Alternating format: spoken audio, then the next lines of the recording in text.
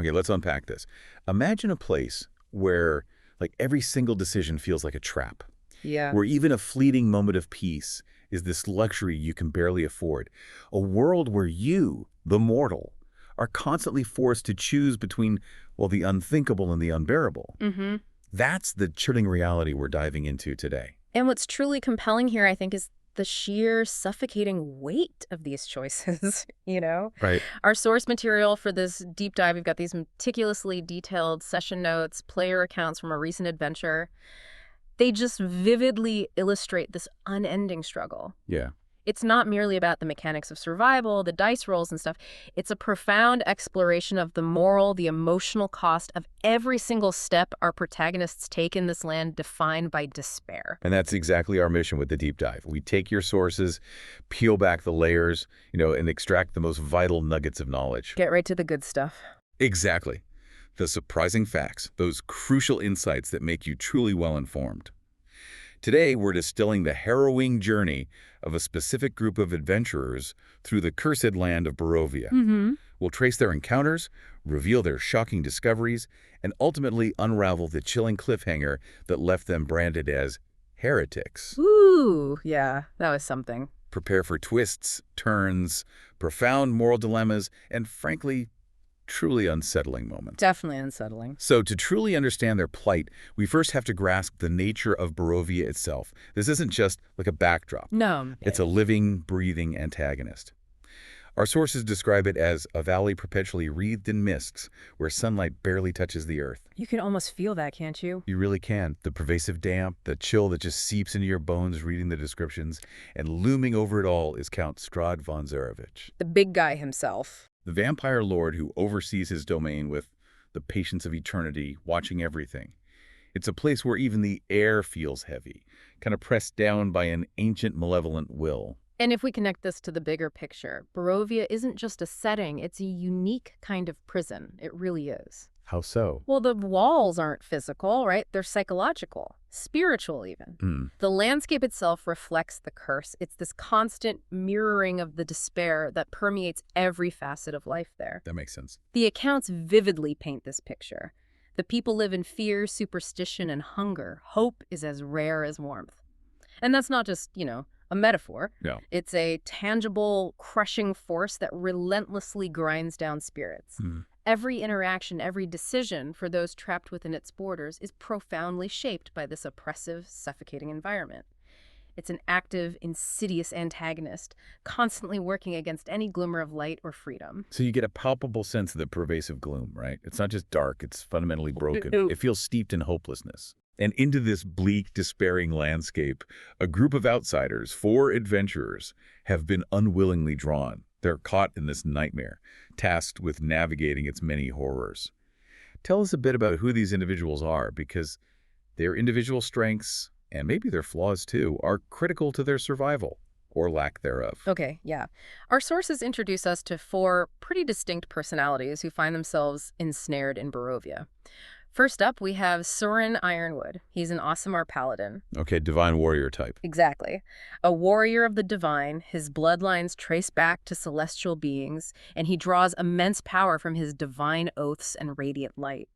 But, and this is important, the player accounts also highlight a significant burden he carries. Oh. Yeah, the arrogance of someone who knows they are chosen, which you can imagine can be both a powerful driving force and, well, a dangerous blind spot in a place like Barovia. Definitely see that. Who else? Then there's Radley Fullthorn, a human fighter. He's an intriguing blend. The notes say, masterful swordplay with arcane tricks, so he's incredibly versatile. Bit of a gish. Sort of, yeah. He's described as bold, sardonic, and always the first to leap into danger. His quick wit and eagerness to act make him a formidable frontline presence, but also, maybe, potentially impulsive. Okay. Next to him is Traxidor, a half-elf cleric of the life domain. He is the party's healer and voice of faith, wielding divine magic not just to mend wounds, but also to smite the undead. Which has gotta be crucial. No, absolutely essential in this land. He represents that direct connection to higher powers, the conduit for healing and holy wrath. Okay. And the fourth, finally, we have Dermon Cobain, a half-elf swashbuckler rogue, known for being quick with blade and wit. Classic rogue archetype, but with that swashbuckler flair. Nimble. Clever. Right. But while his cunning and agility are usually invaluable, the session notes confirm Derman was actually absent during the events we're focusing on in this deep dive. Oh, wow. So they were down a person. Yeah, meaning the party was navigating these specific horrors with a crucial piece of their puzzle missing. It just made their situation even more precarious. These aren't your typical squeaky clean fantasy heroes, are they? Each one brings a distinct flavor. And like you pointed out, even their strengths seem to carry a shadow, a potential liability, like Soren's arrogance. Exactly. And it's not their first rodeo in Barovia either, is it? Our sources make it clear they've already survived some pretty horrific stuff. Collective horrors that would break lesser individuals. Oh, yeah. The notes mention undead trees, the terrifying werewolves of the Balanok Mountains, relentless vampire spawn, dealing with volatile mobs, and even encounters with angels who may not be sane. Angels who may not be sane. We'll probably come back to that one. We definitely will. It shows they've already seen how the corruption there permeates even supposedly good entities. Right. So this raises a critical question, doesn't it? In a land like Barovia, where this existential evil is so pervasive and actively seeks to corrupt, how do these individual strengths truly hold up? The dynamic of this party, you've got Soren's divine power, Radley's martial prowess and arcane tricks, Traxidor's healing and it's fascinating. These unique abilities are undoubtedly their greatest assets. But as the sources show, they can also be twisted into potential liabilities in a world that fundamentally corrupts everything it touches. Yeah. Their past encounters, vividly detailed in the notes, show they've already faced entities that challenge not just their physical survival, but their very sanity, pushing them to their breaking points. It's this constant, brutal test of their resolve. And this deep dive will reveal just how much further they get pushed to the edge. Precisely. And speaking of being pushed, this particular deep dive picks up right after a really harrowing encounter with shadows. Ugh, shadows. Nasty things. Right. These terrifying undead creatures that don't just kill you, but drain strength from your very soul, leaving you this withered husk. So the adventurers are desperately seeking refuge in a place that should offer respite. The Abbey of St. Markovia. Should being the operative word. Definitely. They collapse into a dormitory, just utterly exhausted. And what's immediately striking is the profound irony of finding sanctuary in Barovia. The Abbey, once this beacon of healing and holiness, it's become a grotesque den of suffering. How so? What's going on there? The sources explicitly detail its current inhabitants, mongrel folk. These are people warped into half-human, half-animal forms by generations of cursed healing. Cursed healing? That sounds awful. It's a chilling testament to the Abbot's twisted ministrations. And their howls, the notes say, echo beneath the floorboards like 100 nightmares, making sleep incredibly difficult, if not impossible. Wow. So this isn't a haven? Not even close. It's a place where even just resting is an active struggle against the pervasive despair and this horrifying guttural cacophony.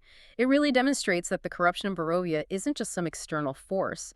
It has seeped into the very foundations of supposed refuge, transforming it into another form of prison. You think you're safe, finally, after a tough, soul-draining fight, but the very walls of your supposed sanctuary are literally screaming at you. It's like the land itself refuses to let them find a moment's peace. Exactly. And it gets worse, doesn't it?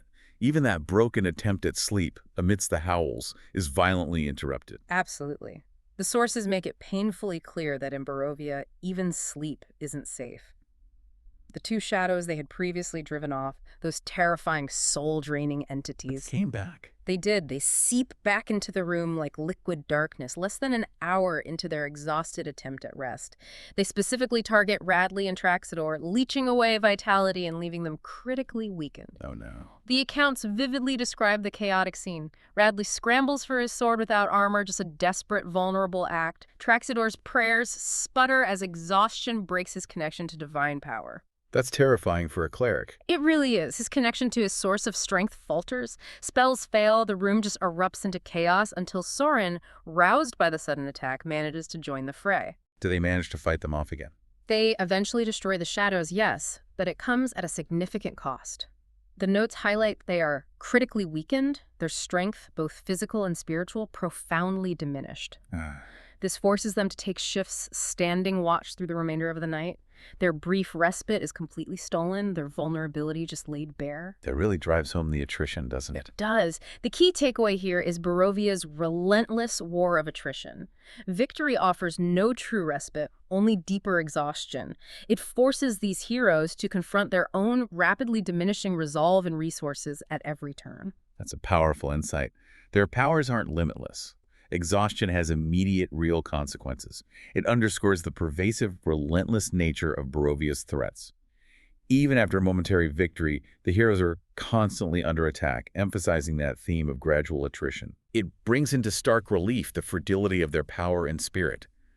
This begs the question, how much more can they endure before their resolve, or their very life force, breaks completely? They're always on the precipice, always just one more encounter away from being entirely overwhelmed. And that profound fragility leads them to press on despite their depleted state. In the Pale Dawn, Sorin, ever driven by his conviction, insists on exploring the Abbey further. Even though they're weakened. Yeah, even as Traxador, acutely aware of their weakened condition, and frankly, the disquieting presence of the mongrel folk warns against it. Their first stop is an old infirmary, and the details our sources provide are genuinely gruesome. They paint a vivid picture of the Abbey's horrific past. Oh, I bet. What do they find? Well, the player accounts describe finding a surgery still smeared with dried blood. That immediately tells you the kind of twisted healing that must have happened there. True. Then an even more haunting discovery.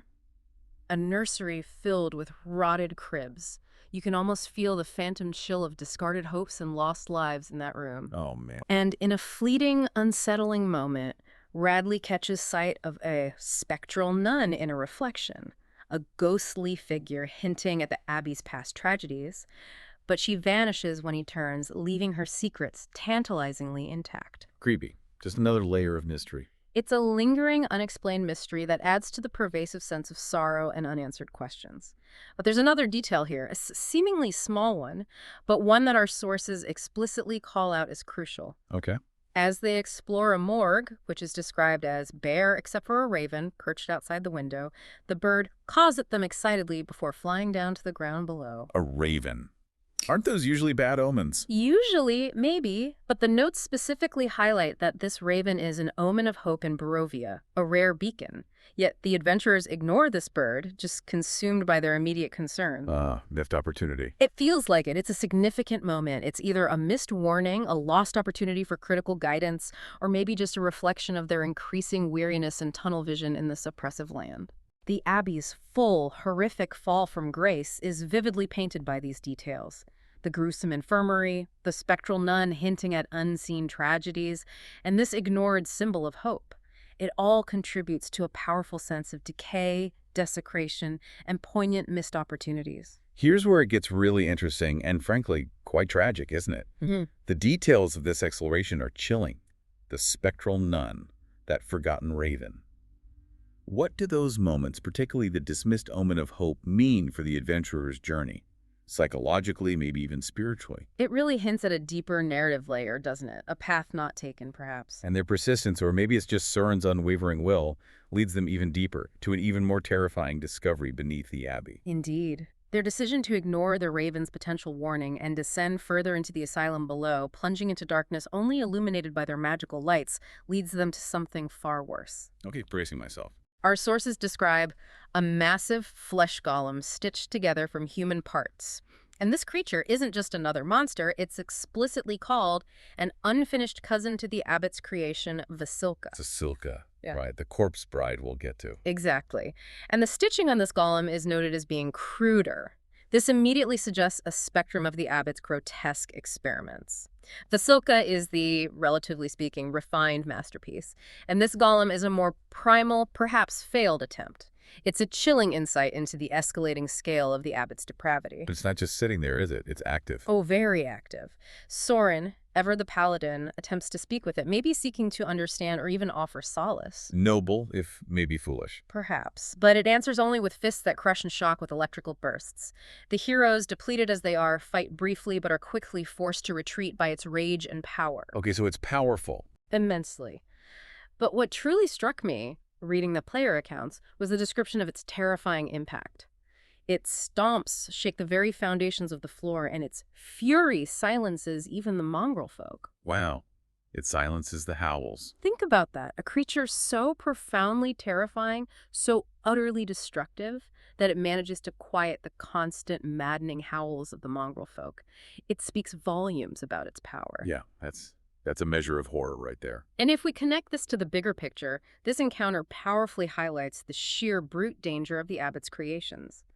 The golem's immense physical force, combined with those raw, uncontrolled electrical attacks, demonstrates a terrifying, unstable mastery over desecrated life. They're definitely unstable. The fact that its rage silences even the mongrel folk underlines its immense terrifying power and the depth of the horror festering within the abbey.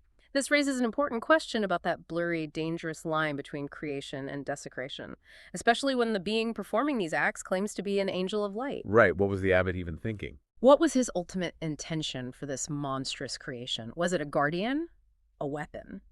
Or simply a horrifying byproduct of his twisted, deranged vision of salvation? The unanswered question just adds another layer of dread to the abbey's secrets. Shaken, but seemingly undeterred, they return upstairs. And this is where they finally confront the mastermind behind these horrors, the one responsible for the abbey's twisted reality, the abbot himself. And the scene they walk into is just profoundly disturbing. It's like a truly Baroque tableau of madness. It truly is a scene out of a nightmare, yet presented with this bizarre, serene grace. Back upstairs, they find the abbot, who, remember, is an angel, claiming to serve the morning lord in the midst of teaching Vasilka to dance. Vasilka, the corpse bride. The very same. Yeah. Described as a pale, mute woman assembled from corpses, a grotesque patchwork of human remains created with the chilling and utterly delusional intention to marry Strahd and redeem his blackened soul. Redeem Strahd with a corpse bride. Yeah.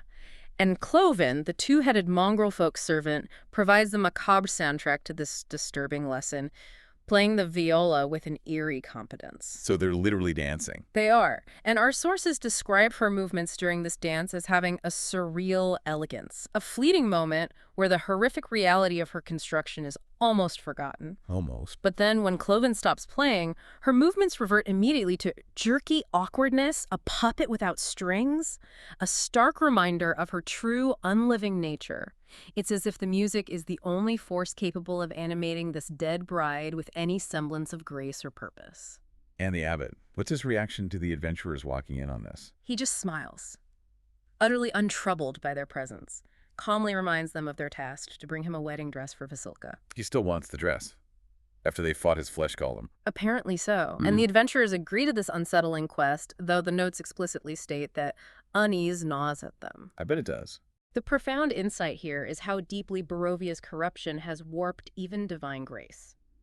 The Abbot's macabre project isn't just twisted, it's this chilling demonstration of a supposedly angelic being falling into utter madness, believing a corpse bride can redeem a vampire lord. It's completely bonkers. The juxtaposition of beautiful music and graceful movement with the gruesome reality of Vasilka's creation is just striking. It perfectly encapsulates the Abbey's utterly warped morality. It forces us to question the very nature of good and divinity in Barovia. Yeah, seriously. What are the broader implications of the Abbot's plan for Barovia? Is this a genuine, albeit diluted, attempt at salvation? Or merely another layer of Strahd's cruel games, or perhaps something even more profoundly twisted, a true desecration masquerading as a holy act? It's hard to say. And that unease gnawing at the heroes is a powerful indicator of their growing moral conflict. It foreshadows how deeply this task challenges their very core beliefs and sets the stage for future internal and external struggles. So with this new, profoundly unsettling mission hanging over their heads, find a wedding dress for a corpse bride being offered to a vampire lord by a mad angel, the adventurers decide to leave the abbey. They need to find answers, supplies, maybe just get away from that place. Can't blame them. But before they dive back into the pervasive gloom of Barovia, they find a momentary precious glimmer of something truly hopeful, a stark contrast to the horrors they just endured. Yes, and it's such a vital counterpoint. A brief but potent moment of spiritual reprieve. Descending from the abbey, they pause at a shimmering pool beside a crumbling pavilion. Sounds peaceful. It is. There's a statue of a man facing east, and Traxador, as the cleric, immediately recognizes it as the Morning Lord, an old god of light, a nearly forgotten deity in this cursed land. As Traxador kneels to pray, the sources note a profound shift. For a moment, the crushing despair of Barovia lifts. Oh, like actually lifts. Yeah, it seems so. A powerful, almost miraculous sensation. A villager named Maldine appears, a gentle soul tending the shrine, calling it the Shrine of the White Sun. She speaks softly, confessing it is the only place she feels peace. And critically, the adventurers, for once, feel it too. A shared moment of genuine tranquility, however fleeting. You see these small victories, these precious pockets of light, aren't they crucial? It keeps them, and us, the listeners, from just sinking into total despair. Absolutely. It's a poignant reminder that not everything in Barovia is corrupted, that there are still vestiges of genuine good, comfort, and even divine presence, however rare and fragile they may be. It's a spark in the overwhelming darkness. And this raises an important question about the true, enduring power of such a place in the land so steeped in darkness. It's a fascinating detail that a simple act of devotion and a forgotten shrine can cut through the despair, even temporarily. The White Sun offers a spiritual reprieve, a reminder that spiritual resilience and the quiet, persistent power of faith can still manifest, providing a fundamental solace even in the most cursed of lands. It hints that there are forces other than Strahd's pervasive evil at play, even if they are few and far between, and that hope, though rare, is not entirely extinguished. Rejuvenated, even if only slightly, by that spiritual reprieve, they move on to the more practical matters of their journey. After securing permission to re-enter Kresk from Lord Dmitry Kreskov. Which is probably a whole story in itself. Probably. They travel to the Wizard of Wines. Now, this is a vineyard they had previously saved from a coven of druids and their blight-spreading tree, so they already have a history and a connection here. It represents a different kind of hope, doesn't it? Not spiritual, but practical. It absolutely does. This location represents tangible, ongoing defiance against Barovia's corruption. Our sources note that magic is slowly returning to the soil here, a clear sign of nature healing, with buds sprouting on vines long dead. That's great to hear. Davian Mardukov, the vineyard owner, greets them warmly, and the accounts make it clear that the Mardukovs who are secretly were ravens, part of an organized resistance against Strahd, are actively repairing the destruction caused by a walking effigy named Winter Splinter. Ah, the were-ravens, secret allies. Exactly. This shows that there are not just isolated acts of goodness, but active, organized resistances against Strahd's tyranny, quietly working to reclaim the land. The Mardukovs represent a quiet but persistent defiance, a community rebuilding and literally healing the land itself, which is a powerful, inspiring counterpoint to the decay seen elsewhere. It's a moment of tangible progress, a clear sign that their actions have real, positive consequences, however small they might seem in the grand scheme of Barovia. But that brief welcome at the winery quickly turns sour when they approach a rather grim, indeed macabre task. They need to deal with the severed head of Henrik Vandervoort, a man they had previously killed for his involvement in stealing holy relics. Right, the head, okay. Yeah, and apparently not everyone at the winery is thrilled about it. I can imagine. Our sources reveal that Adrian and Dag, the Mardukov sons, scowl at them. They're clearly disgusted by the grisly trophy that the adventurers had left in their wagon, Henrik's severed head. Which they buried. Yeah, the brothers had unceremoniously buried it by the roadside. So, with directions to the shallow grave, the party digs it up. Lovely. Then Traxador uses Speak with Dead, that necromantic spell that forces a corpse to briefly answer questions. Gotta get that intel somehow, I guess. The description of this magical interrogation is quite vivid in the sources. Dirt dribbling from its mouth, and its slack musculature begins to orofacially twitch as the eyes blink open. Ugh! That's unsettling imagery. Horrifying, puppet-like animation. It just highlights the grim realities and morally ambiguous methods required for information gathering in Barovia. No kidding. So what does the head say? Does it help? Well, Henrik, compelled by the spell, confesses that Strahd's minions ordered him to steal Saint Sinandrel's bones. He claims he hid them in a wardrobe's false bottom. Okay, a lead. Santandrel's bones. Those sound important. They do. But here's the kicker. The gut punch of the revelation. Oh, no. The heroes realize they already found that compartment when they searched his bedroom days ago, and they only found money. The bones were gone then. Oh, it's a dead end. Completely. The trail ends there, cold and fruitless. And they just dump Henrik's head unceremoniously in the dirt, a symbol of their frustrated efforts. Wow. What's profoundly striking there is the immediate futility of their macabre effort and the moral ambiguity involved using necromancy on a head, the Mardukov sons' palpable disgust. all for nothing. Exactly. It highlights the deep, frustrating nature of their quest in Barovia. Information is scarce, leads often go cold, leaving them in this perpetual state of uncertainty and setback. So it raises the question, right? What is the true significance of San Adriel's bones? Why would Strahd want them stolen so desperately? And the fact that they vanished from a supposedly secure hiding place implies a deeper ongoing plot, a mystery that continues to elude the adventurers, adding to their growing list of setbacks and dangers. With this lead utterly exhausted, the party, frustrated and still burdened by the wedding dress quest, decides to return to Vallaki. It's the largest town in Barovia. Maybe they can find some answers there, or at least a vendor for the dress. Makes sense as a next step. But the city is profoundly changed from how they left it, and certainly not for the better. It's a chilling demonstration of Strahd's tightening grip. The sources describe a dramatic and unsettling transformation. The party finds Vallaki not as they left it. The kind of casual oppression they once knew is replaced by something far more sinister. How so? Lady Wachter, a noblewoman who is now ruling in Strahd's name, has militarized the streets. Patrols are everywhere, a constant menacing presence, and each patrol is accompanied by dark-robed wardens wearing arcane amulets. Wardens with amulets. That sounds ominous. It is. This immediately signifies Strahd's increasing overt grip on the region, using human proxies to enforce his will and instill pervasive fear. And Traxador notices a chilling, deeply disturbing detail. What is it? One warden's amulet is glowing with the infernal sigil of Asmodeus, a prominent devil lord. Whoa, devil worship. Out in the open. Apparently. This overt display reveals the new regime's dark allegiances and the truly terrifying corrupt nature of its power. Even the old burgomaster's manor, once a symbol of Vallaki's previous, if flawed, rule, is now being repaired after a mob attack and seized as the official office of Reeve Ernst Larnack, Lady Wachter's right hand. Furnishings removed or burned, a clear sign of a total regime change. This is a massive, alarming shift, isn't it? Vallaki was already tense under its previous ruler, Burgomaster Vlakovich, with his forced festivals and desperate attempts at cheer. Yeah, all will be well. Right. But now it's under an iron fist, and you can practically smell the sulfur in the air with those Asmodeus sigils.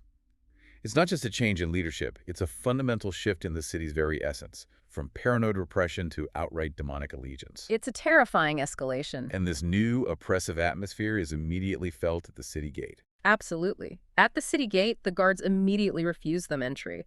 Their demeanor is cold, unyielding. Sorin attempts to bluff his way in, claiming they hunt fugitives, Viktor Volakovich and Izek Strasny, trying to, align themselves with the new authority. Does it work? Not a chance.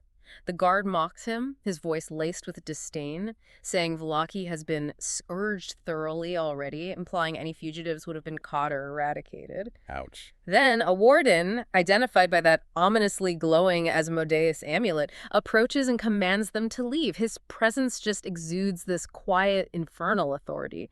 Sorin, ever the pragmatist despite his divine nature, resorts to bribery. Does that work? It does. The warden greedily takes his coins, but the bribe comes with a chilling warning. What's the warning? They'll need special permission to exit if they enter. Ah, so Vallaki's become a trap. That's the profound insight here.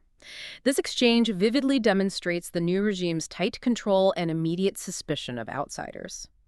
The bribed warden reveals the systemic corruption, sure, but also the dangerous trap Vallaki has become. Easy enough to enter with a bribe, but seemingly designed to be exceedingly difficult to leave. Which raises that important question. Is the warden's warning just a bureaucratic rule? Or is it a subtle, sinister threat?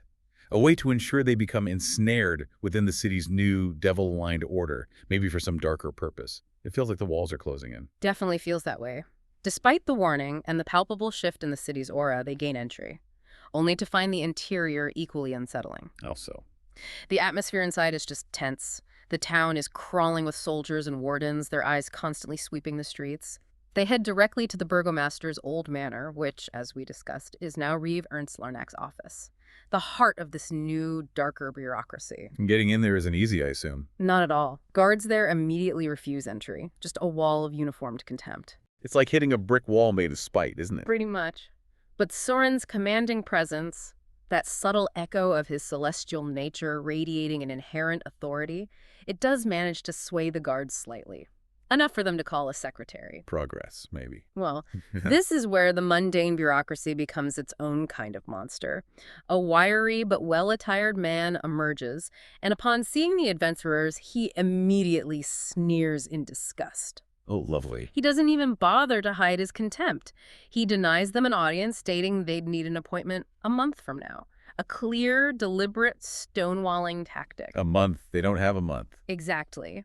This encounter truly reveals the new regime's utter disdain for outsiders and its suffocating bureaucratic stonewalling, which, for adventurers used to facing physical threats, is a different, perhaps even more infuriating kind of obstacle. Yeah, fighting a monster is one thing, fighting paperwork and disdain is another. Right.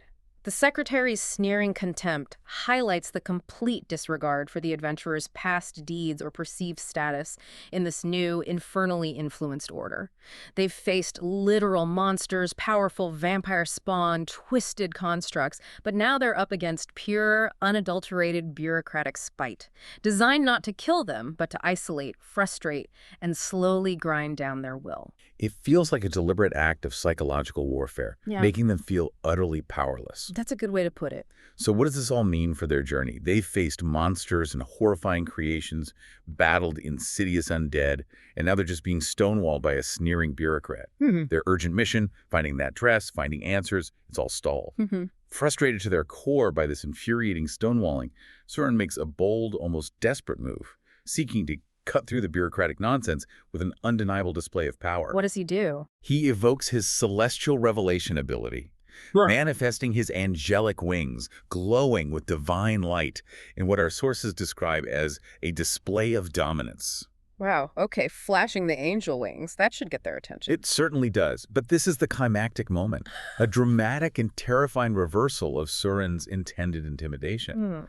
The guards are, as expected, taken aback by the paladin's sudden radiant spectacle, but the secretary's reaction, it's entirely different and utterly devastating. What does he do? He doesn't cower. Instead, he screams in a high pitch, his voice shrill with venom. "They're heretics! Arrest them!" Heretics? For showing angel wings? Apparently so. The soldiers immediately move, weapons drawn, and the sources emphasize that the warden's amulets glimmer with those infernal sigils of Asmodeus, responding directly to the secretary's accusation. And the session ends right there. No. Surrounded. Surrounded, caught in a trap of their own making. Just chilling. Yeah. Soren's very essence, his divine power meant to inspire awe or fear, is instead immediately perceived as heresy by this new, devil-aligned regime. It's a profound and catastrophic misjudgment of the new political landscape of Vallaki and the deep, pervasive corruption that has taken hold. His inherent nature, a source of hope elsewhere, is suddenly his greatest liability. Yeah, seriously. If we connect this to the bigger picture, it underscores the deep fundamental conflict raging within Barovia, the hidden yet now overt war between divine and infernal powers. Soren's very essence, a beacon of hope and a source of righteous power in any other realm, becomes a direct target in this twisted reality. That's terrifying. The true insight here is the dangerous nature of light and darkness. When divinity itself is branded heresy, it forces us to confront a terrifying truth about Barovia, that its corruption is so absolute, its moral compass so inverted, that even the purest acts can lead to condemnation. Which leads to that question, right? What truly constitutes heresy in a land where a supposed angel creates corpse brides and devils walk the streets openly, dictating what is permissible? Exactly. It's a world turned utterly on its head, leaving our heroes in an impossible bind. So where does that leave our adventurers? From a restless abbey filled with literal stitched-together horrors to a fleeting, precious moment of peace at the shrine of the White Sun, to being branded as heretics in what was once their tenuous refuge. The angel's power, Soren's inherent divinity, has suddenly turned into a noose, ensnaring him and his companions in the grip of a truly infernal bureaucracy. Indeed. And the abbot? He still waits for a wedding dress, that macabre task they've agreed to, yet they are now cornered and outlawed in the very city where they might have hoped to procure it. And Strahd. He waits. Always pulling the strings from the shadows, watching as these impossible choices force mortals to confront the unthinkable and the unbearable, twisting their very essence against them. In Barovia, we've seen how even the most well-intentioned actions, even the purest divine manifestations, can be fundamentally reinterpreted, weaponized, and ultimately condemn you. The very idea of an angel being labeled a heretic, It forces us to consider what truly happens when your inherent nature, your very being, becomes a weapon against you in a world where evil reigns supreme. It's a heavy question. What stands out to you about this deep dive? How do you navigate a world where divinity is heresy, and the search for light only draws the attention of deeper shadows? It leaves us with a lot to think about, doesn't it?